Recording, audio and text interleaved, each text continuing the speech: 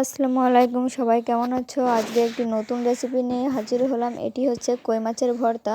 তো আমি এখানে কিছু কই মাছ নিয়ে নিয়েছি, সেগুলোকে সুন্দর করে কেচে নিয়েছি। নেওয়ার পরে মাছগুলোকে সুন্দর করে এতে মশলা মাখিয়ে নিতে হবে। তো আমি এখানে শুকনো মরিচ, আদা, রসুন, পেঁয়াজ, জিরা, গরম মশলা সব কিছু একসাথে ব্লেন্ড করে নিয়েছি। ব্লেন্ড করে নিয়ে মাছে সুন্দর করে আলতো হাতে মেখে নিব। মেখে নেওয়ার পর্যায়ে এতে 1.5 কাপ পরিমাণ তেল দিব, কারণ মাছ ভর্তাটায় তেলটাই আছে আসল। তেলটা বেশি করে দিতে হয়, বেশি করে দিলে মাছ ভর্তাটা খেতে খুবই সুন্দর ও সুস্বাদু হয়। তো এখানে আমি একটা কড়াই নিয়েছি। কড়াই নিয়ে কড়াইয়ের ভিতরে পানি আগে থেকে দিয়ে পানিটি ফুটিয়ে নিয়েছি। পানিটি যখন ফুটতে শুরু করেছে তখন আমি মাছটি দিয়ে দেব।